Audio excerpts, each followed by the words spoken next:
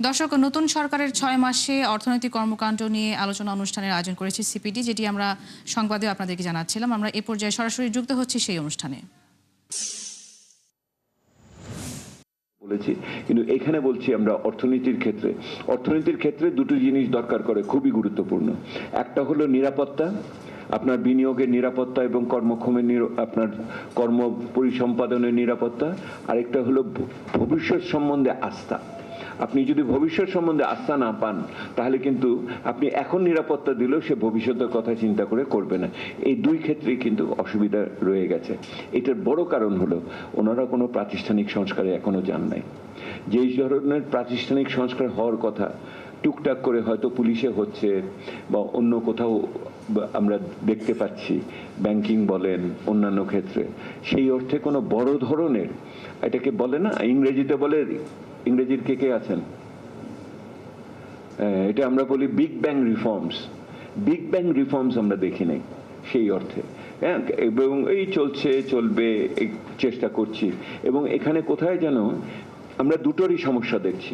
একটা ওনাদের সক্ষমতার অভাব দেখছি, আরেকটা আমরা রাজনৈতিক সাহসের অভাব দেখছি।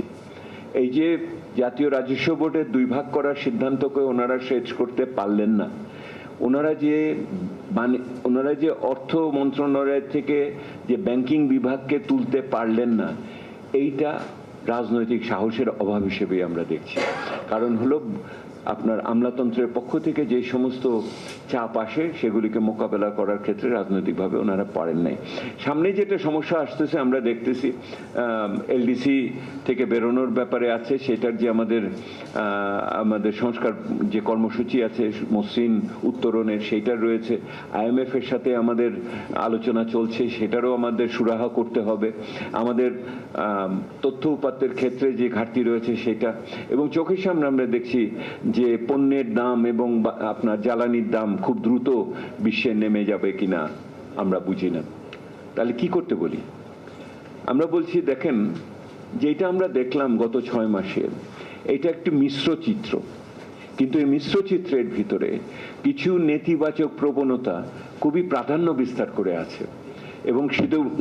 এবং এই যেগুলি প্রাধান্য বিস্তার করে আছে তারা খুবই গভীরে প্রথিত অর্থনীতির এবং কাঠামোগত সীমাবদ্ধতা তৈরি করছে। এই যেমন ব্যাংকিং, জ্বালানি ইত্যাদির বিষয়, বা প্রশাসনিক সংস্কার, আইন শৃঙ্খলা। দর্শক, নতুন সরকারের 6 মাসের অর্থনৈতিক কর্মকাণ্ড নিয়ে সিপিডির আলোচনা অনুষ্ঠান চলছে। সেখানে কথা বলছিলেন সিপিডির সম্মাননীয় ফেলো ডক্টর দেবপ্রিয় ভট্টাচার্য। আমরা ছিলাম সেখানে।